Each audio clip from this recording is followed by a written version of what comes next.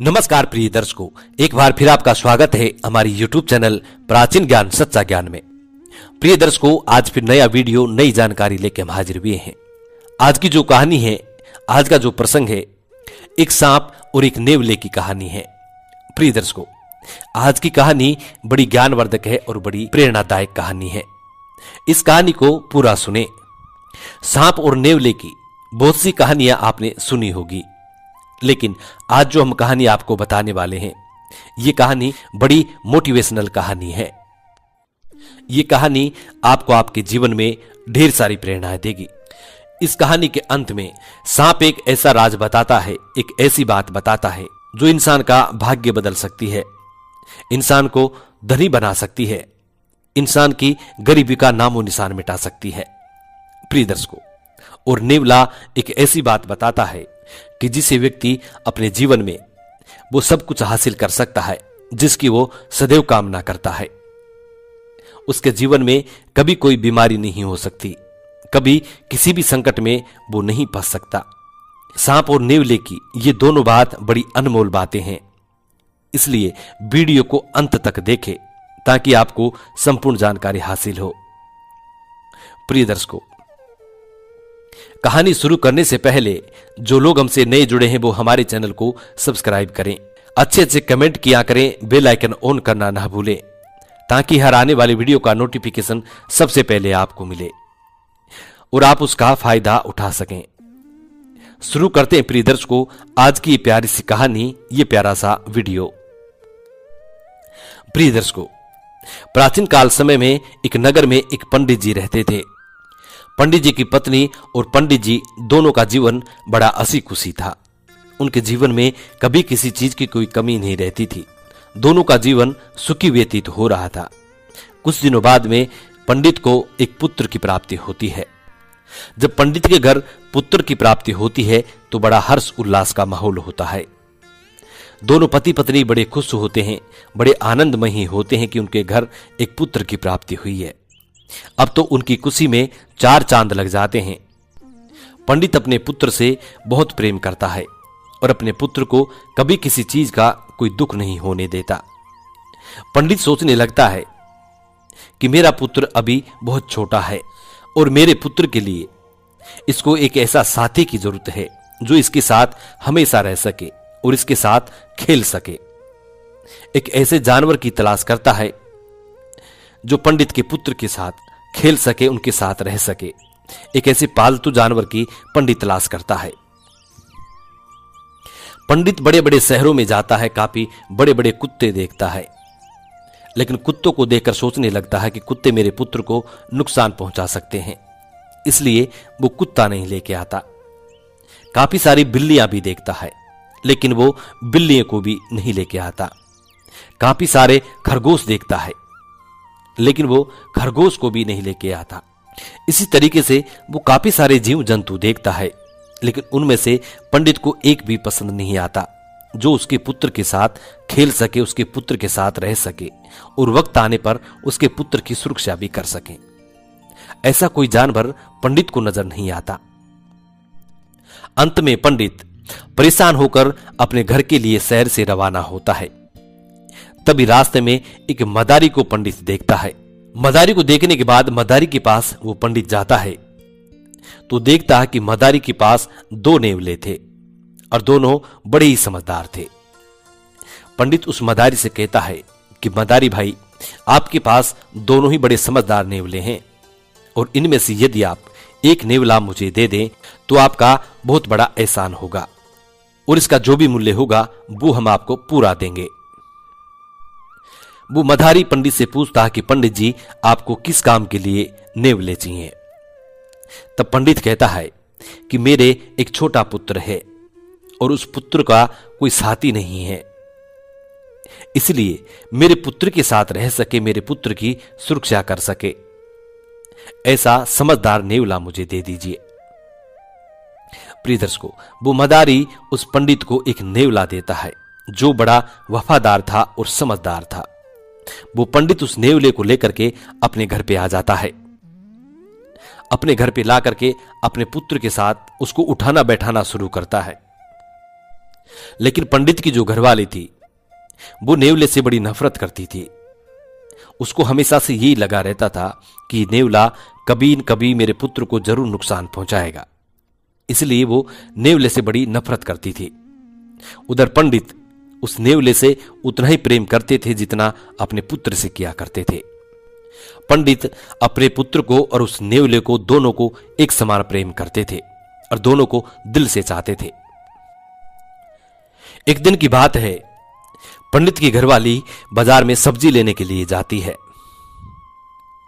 तब पंडित से कहती है कि मैं बाजार में सब्जी लेने के लिए जा रही हूं और तुम पुत्र का ध्यान रखना, पुत्र पालने में सोया हुआ है।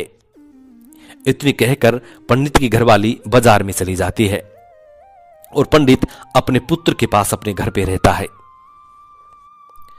उसके कुछ ही देर बाद कुछ यजमान आ जाते हैं और पंडित जी को बाहर बुला लेते हैं और यजमान कहते हैं कि पंडित जी, हमारे घर पे किसी की शादी करवानी है, किसी के फेरे करवाने हैं, इसलिए आपको चलना होगा। तब पंडित उस नेवले से कहता है कि पुत्र, तुम मेरे बड़े पुत्र का ध्यान रखना, मैं किसी काम के लिए बाहर जा रहा हूं और ये सब जिम्मेवारी अब तुम्हारे ऊपर है। जब तक पंडितानी घर में वापस नहीं आती है, जब तक पूरे घर की और हमारे पुत्र की जिम्मेवारी तुम पर है। नेवले से इतनी बात कहकर और पंडित अपने घर से बाहर चला जाता है। प्रिय दर्शकों, अब पंडित भी घर से बाहर चला जाता है और पंडितानी भी घर से बाहर चली जाती है। अब घर के अंदर नेवला है और पंडित का पुत्र है। पंडित का पुत्र पालने में सोया हुआ था और नेवला नीचे बैठा हुआ था। तभी एक काला सांप पंडित के घर में प्रवेश कर जाता है। काले सांप को देखकर और नेवला काले सांप से युद्ध करने लगता है। प्रिय दर्शकों, नेवला काले सांप को घायल कर देता है। जब सांप घायल होता है तो सांप नेवले को एक बात कहता है। सांप नेवले से कहता है कि यदि नेवला तू मेरी जान बख्श दे तो मैं तुझे धन का मालिक बना दूंगा। सांप और कहता है कि यदि मेरी इन बताई गई बातों पर संसार में कोई भी व्यक्ति अमल करेगा तो वो भी धन का मालिक बनेगा, वो भी संसार का सबसे बड़ा धनी व्यक्ति बन सकता है। प्रिय दर्शकों, सांप कहने लगता है कि नेवला, गौर से सुनो, लेकिन तुम्हें मेरी जान बख्शनी पड़ेगी।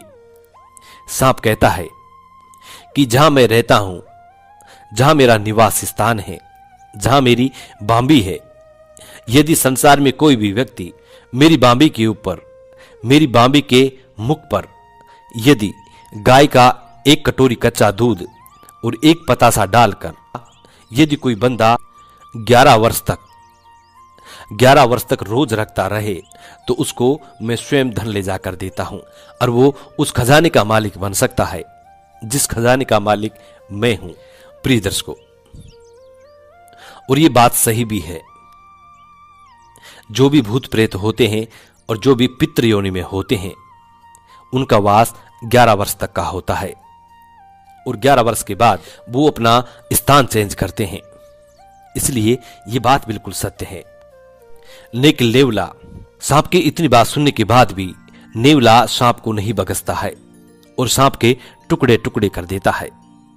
प्रिय दर्शकों, जब सांप के टुकड़े टुकड़े करके सांप को खत्म करके और नेवला घर के दरवाजे के बाहर बैठ जाता है, तभी पंडित की घरवाली बाजार से सब्जी लेके आती है और वो देखती है कि नेवला घर के दरवाजे के बाहर बैठा हुआ है और नेवले का मुख पूरा खून में सना हुआ है। ये देखकर पंडित की घरवाली थोड़ी घबरा जाती है। वो सोचने लगती है कि नेवला मेरे पुत्र को खा के बाहर आया है। यही सोचकर पंडित की घरवाली अपने हाथों में जो सब्जियों का थैला था, सब्जियों का बोझ था, उस थैले को नेवले के ऊपर फेंक के मारती है और सीधी घर के अंदर चली जाती है। जैसे ही वो घर के अंदर जाती है तो वो देखती है कि उनका पुत्र पालने में बड़े आराम से सोया हुआ है और सुरक्षित है, और नीचे फर्श पे देखती है तो सांप के टुकड़े हुए पड़े हैं। तब वो दौड़ी दौड़ी बाहर जाती है और जाकर के नेवले को देखती है, लेकिन तब तक बहुत देर हो चुकी थी। जब तक पंडित की घरवाली अपने पुत्र को संभाल कर और वापस बाहर नेवले को देखने के लिए पहुंचती है, तब तक नेवला बहुत गंभीर रूप से घायल हो चुका था, क्योंकि पंडित की घरवाली ने जो सब्जियों से भरा थैला उस नेवले के ऊपर फेंका था, तो उसके लगने से नेवला बहुत घायल हो चुका था और कुछ ही देर में नेवला मरने वाला था। जब पंडित की घरवाली नेवले के पास पहुंचती है तो नेवला आखिरी सांस ले रहा था। तब नेवला उस पंडित की घरवाली से कहता है, नेवला कहता है कि मां, मैंने मेरे छोटे भाई की अपनी जी जान लगाकर सुरक्षा की है, उसको मैंने कोई विपत्ति नहीं आने दी। और नेवला कहता है कि मां, हमेशा जिंदगी में इस बात को याद रखना, कभी भी किसी की इतनी वफादारी मत करना जो कि अपने ही प्राण गंवाने पड़े, जैसे कि आज मैं प्राण गंवा रहा हूं। इसलिए कभी भी किसी की इतनी बड़ी वफादारी मत करो। और साथ में नेवला पंडित की घरवाली से यह भी कहता है कि मां, फला फला जगह पर इस सांप की बांबी है और उसके अंदर काफी सारा धन भरा हुआ है। यदि आप धर्म का कार्य करेंगी, पुण्य का काम करेंगी, तो आप उस धन को हासिल कर सकती हैं और अपना जीवन सुखमय बना सकती हैं। प्रिय दर्शकों, उस धन का पता उस सांप ने उस नेवले को बताया था। प्रिय दर्शकों, जब कुछ देर बाद में पंडित भी अपने घर पे आता है, तब पंडितानी वो सारी घटना पंडित को बताती है। पंडित इस खबर को सुनकर पंडित और पंडित की घरवाली काफी रुदन करते हैं, काफी विलाप करते हैं और अपनी करनी पे पश्चाताप करते हैं। पंडित अपनी घरवाली से कहता है कि बगैर सोचे समझे किसी भी निर्णय तक पहुंचना यही असर होता है, यही हाल होता है। पंडित कहता है कि तुमने सोचा समझा तक नहीं और सीधा थैला फेंककर नेवले पे मार दिया। यदि उस वक्त तुम थोड़ा सोचती समझती तो आज नेवला अपना प्राण नहीं गंवाता। नेवला भी मुझे मेरे पुत्र जैसा ही प्रिय था। प्रिय दर्शकों, दोनों पति पत्नी अपना सुखी जीवन करते हैं। पंडित का पुत्र सुख सलामत बड़ा होता है। उसके बाद पंडित नेवले की बताई हुई जगह से उस सांप का धन निकाल करके लेके आता है और उस धन से काफी पुण्य कमाता है, काफी सारे पुण्य करता है। प्रिय दर्शकों, ये कहानी यहां खत्म होती है। प्रिय दर्शकों, यदि किसी जगह पे आपको लगता है कि कहीं पे धन है और वहां पे सांप है, उस जगह पर आप यदि 11 वर्ष तक गौ माता का दूध रोज रखते हैं, तो एक दिन ऐसा आता है कि आप संसार के सबसे धनी व्यक्ति बन सकते हैं। वो जितना भी धन होगा वो आपको हासिल होगा। ये बिल्कुल सत्य प्रयोग है। इसमें किसी प्रकार का कोई शंका वाला काम नहीं है। इसको आप बेझिझक कर सकते हैं, लेकिन ध्यान रहे, समय एक होना चाहिए, टाइम एक होना चाहिए और 11 वर्ष तक कभी भी नागा नहीं होनी चाहिए। चाहे कितना भी आपको काम पड़ जाए, लेकिन रोज यदि आप दूध रख रहे हैं तो रोज आपको दूध रखना है। टाइम फिक्स होना चाहिए। प्रिय दर्शकों, ये कहानी यहां पे खत्म होती है। हम उम्मीद करते हैं कि इस कहानी से आप जरूर प्रेरणा लेंगे, इस कहानी से आप जरूर फायदा उठाएंगे। जी नमस्कार, धन्यवाद।